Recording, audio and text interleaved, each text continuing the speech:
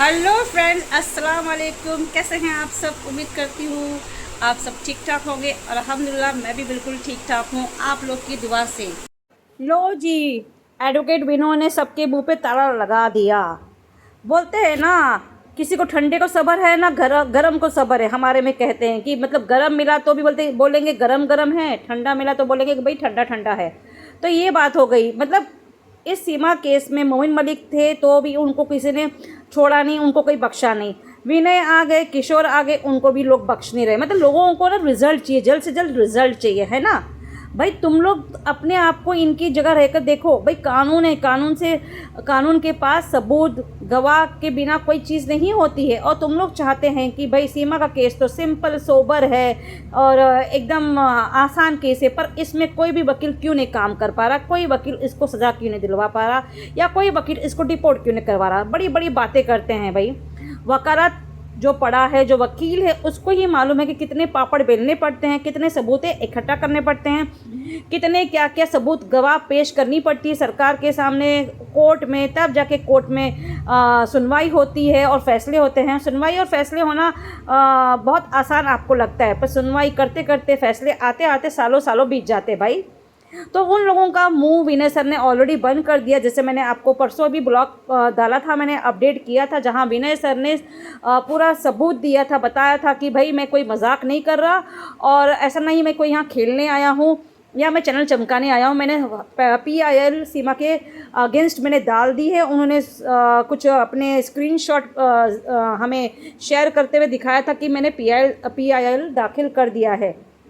इसी तरह आज भी उन्होंने और भी सबूत दे दिया है भाई। जिस किसी को भी सबूत देखना हो, जाके अपनी आंखों से देखना है कि सचमुच विनय सर ने कुछ किया भी है कि नहीं सीमा केस में, वो सबूत उन्होंने आज पेश कर दिया है। उन्होंने बाकायदा ऑनलाइन जाते हुए अपने लैपटॉप में ऑनलाइन जाकर उन्होंने ये भी दिखा दिया कि आप लोगों को अगर सबूत देखना है तो किस तरह पोर्टल पे जाए, सरकार के पोर्टल पे जाए, वेबसाइट पे जाए, और किस तरह इस सीमा केस को लेकर के मैंने क्या क्या वहाँ किया है और इस केस में क्या सुनवाई होगी, कब होगी, कब तारीख मिलेगी, ये सब चीज़ें आपको वहाँ मिल जाएगी। कौन पेटिशनर था, उनका नाम मालूम पड़ेगा इस केस में, कब पेटिशन दाखिल की गई है, कब PIL दाखिल किया गया है विनय सर के द्वारा। ये सब कुछ आपको ऑनलाइन भी आप देख सकते हैं।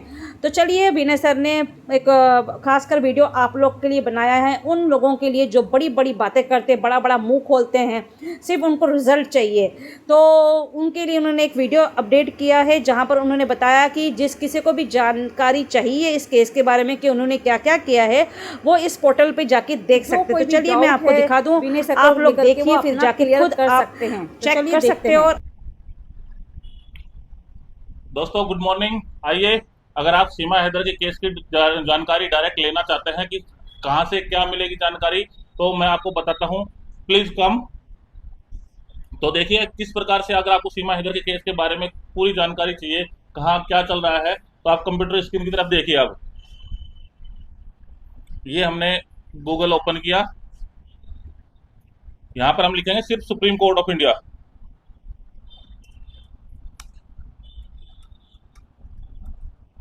इसको क्लिक करने के बाद जो फर्स्ट साइट आएगी वो सुप्रीम कोर्ट की आएगी, उसको ओपन करेंगे।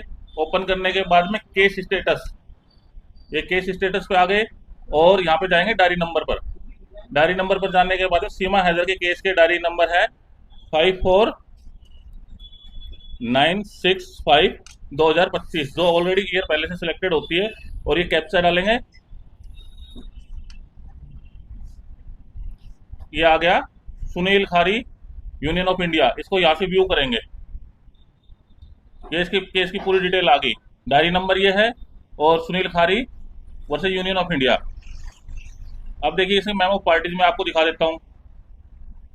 फर्स्ट पिटिशनर सुनील खारी, सेकंड विनोद कुमार, और रेस्पोंडेंट्स में देखिए आप union of India, second state of Uttar Pradesh, third commissioner of police जो कि गौतम बुद्ध नगर के होंगे, और फोर्थ सीमा गुलाम हैदर, और ये पिटिशनर एडवोकेट जुगल किशोर गुप्ता जी। अब ये इसके जो भी आपको डिटेल चाहिए आगे पूरी डिटेल मिल जाएगी, आप अपनी तरफ से खुद जाकर चेक कर सकते हैं। केस डल गया और जैसे ही लिस्टिंग की डेट आएगी वो यहाँ पर शो कर देगी, यहाँ पर लिस्टेड ऑन। अभी डेट इसकी आई नहीं है, जैसे ही डेट आएगी वो शो कर देगी। अगर आप कुछ भी देखना चाहते हैं, कोई इस केस के बारे में जानकारी लेना चाहते हैं, तो अपने आप से सुप्रीम कोर्ट की साइट पर जाकर चेक कर सकते हैं, किसी प्रकार का कोई छुपाया हुआ तथ्य नहीं है।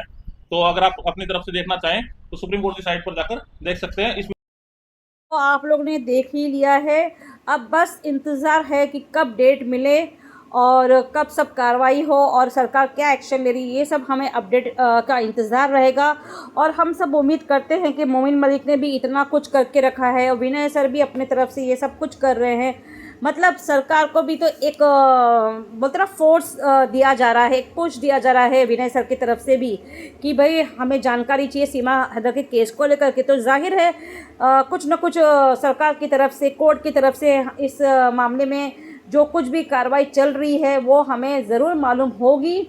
और जैसे ही मालूम होती है विनय सर भी अपडेट करेंगे और मोमिन सर तो है ही अपडेट करने के लिए। और हमेशा से हम लोग यही कहते आए हैं और मोमिन मलिक और विनय सर ने भी यही कहा है कि भाई हर चीज़ को टाइम लगता है।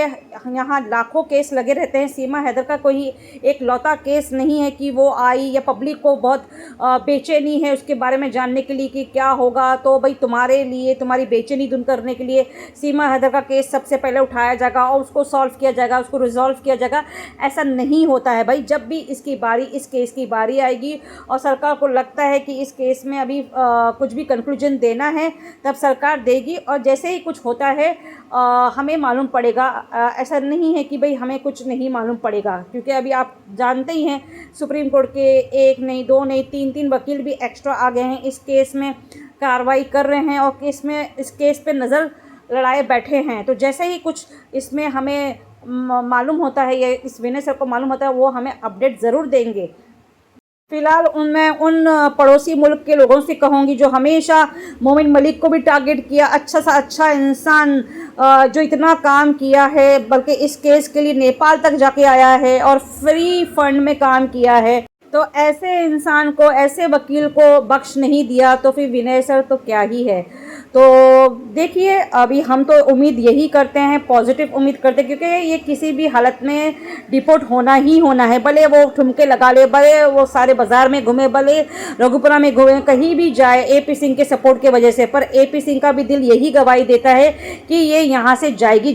सिर्फ AP सिंह ने इसको ना एक तरीके से, एक बोलते ना, इसको झूठी दिलासा देकर यहाँ रखा है कि भाई तू यहाँ से नहीं जाएगी, क्योंकि तेरे लिए मैंने मर्सी पिटीशन डाल दिया है, तुझे पाकिस्तान में खतरा है, तेरे पति से खतरा है, तो मैंने ये सब तेरे लिए करके रखा है, तू यहाँ से कभी डिपोर्ट नहीं होगी। तो इस तरह की सीमा को बहुत बड़ी गोली मिली है, बहुत बड़ी एक बोलते ना डोज मिला है इस गलतफहमी का कि तू यहीं रहेगी। तो देखते हैं इसकी किस्मत में भी कब तक यहाँ रहना है। फिलहाल सरकार तो हमारी ऐसा कोई कुछ हरकत नहीं करेगी कि इस घुसपैठी को यहाँ रखेगी। और ऐसा भी तो नहीं है ना, दूसरों के लिए अलग कानून और इसके लिए, इस भगोड़ी के लिए अलग कानून, तो ऐसा भी तो नहीं हो सकता ना। फिलहाल कैसा लगा वीडियो कमेंट्स में ज़रूर बताइएगा और चैनल पर नए आए तो सब्सक्राइब भी ज़रूर करके जाइएगा। मिलते हैं अगले ब्लॉग में कुछ नई अपडेट के साथ, तब तक के लिए बाय, खुदा हाफिज़, अपना बहुत सा ख्याल रखिएगा।